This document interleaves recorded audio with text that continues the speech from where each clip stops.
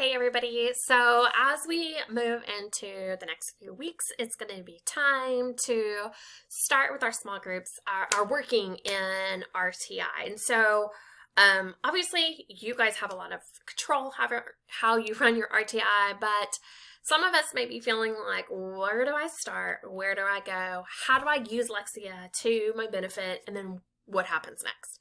And so that's what this video is about. This is not a be-all, end-all. This is not like, I'm not the master of anything by any means, but this is just kind of what I'm coming up with and what I'm thinking.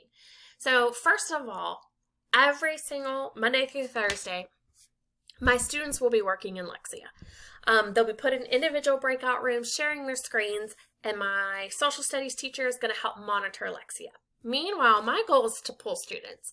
So then you go, well, how do I know who I'm pulling? So a couple things I want to show you. We've talked about this before. Once they start in their lessons, it'll start showing you what they're struggling with, what skill builders you want to use. But until they start that, you may or may not know exactly where to go. So, well, here's kind of what I did. I literally went old school because I'm old and took a piece of paper. And there are 3 categories. There's word study, grammar, and comprehension. All right, so if I'm looking at, let's say I'm looking here at Olivia's, I can see that she's completed them all because they're all done. You can see how many of mine still have not.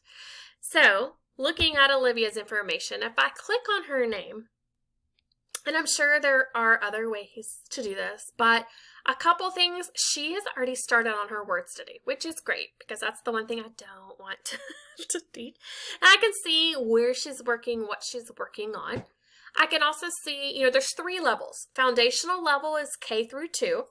Intermediate is 3 through 5. And then advanced is middle school. All right, so just kind of keep that in mind as we move through this. When I click on her skills report, this is what I found to be really helpful, is I want to know what level is she on. So in word study, this student is on level 1. Okay. In grammar, she's on level 3, which is interesting that you can be on level 1 and then level 3, but okay, whatever. And then in comprehension, she's on level 7. So I literally, because I'm a paper person, wrote down their names, the 3 categories, and what level they're currently on. Now, obviously, I have kids who haven't tested yet, and I'll figure it out. But from here, I begin to group. I begin to say, okay, who is, Stefan and McKenna are both on level 11. Okay. Olivia and Joshua are both on level 7. So I begin to kind of see, who can I pull? What do I want to pull? And go from there. So once I've done that with my students who have finished, let me go back. So in the shared drive is most of the middle school stuff has already been turned into a PowerPoint for you. I don't have any kids in middle school yet. So I ended up coming over to resources. Now, you have 2 different things. A skill builder is going to be super broken down for you, and then a lesson is more like a lesson. So, that level, right, we said that student A is on level 11 of skill builders, right? So, I went in here. I know that I'm going to change it to, I'm looking at comprehension. So, I'm going to change it to comprehension. And I know that level 11, because I can see right here it tells you your levels, okay, is right here. So intermediate, level 11. I can click on this. And this is going to give me a lesson. So from here, I literally snipped. Okay. Now I've created 3 PowerPoints for my kiddos next week. Obviously, every time I create a PowerPoint, I'm going to want to throw it into the shared resources so that I can be helpful.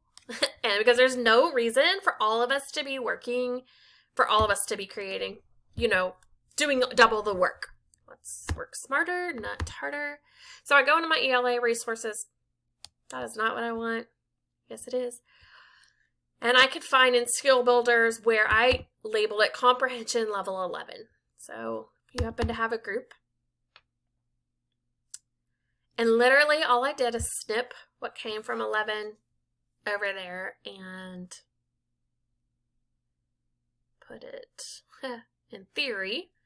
So this is their slide that we've always used that tells them to log in Alexia. And then you can kind of see I just snipped those things in there. So I'm going to pull the kids that are in group 11, comprehension level 11, and this is what I'm doing with it, right? Goes into Blackboard. They can mark it up. We can talk about it. If I feel like I need to skip the slide, I can. It has them doing different interactive activities, and so it's kind of all there. The other thing that's super cool, and I have a confession, I don't really know how. I don't remember how to do it. But here, it's not. I don't know what I'm doing. Now I'm going to break everything. There is a way once you've done the lesson, and I'd have to get Emily to show me again, but I do know that once you've done that lesson, you can actually mark it off. So it will show that they completed that lesson, even though it's with you. That will keep them from having to redo that lesson. So I can actually go in and mark off those kids in group 11. They did the lesson with me. They're all good. They don't have to redo it.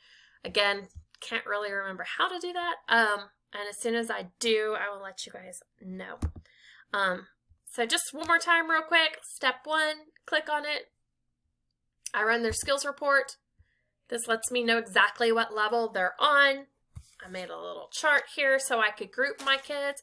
And then I just picked, like, where do I want to start on Monday? What do I want to do Tuesday? What do I want to do, Wednesday? So this particular lesson right here, I can mark off that they have completed it somehow with me. And there you go. So again, not a have to use, but just wanted to share it with you in case you were trying to figure out like what to do next. And these are just some ideas. Thanks.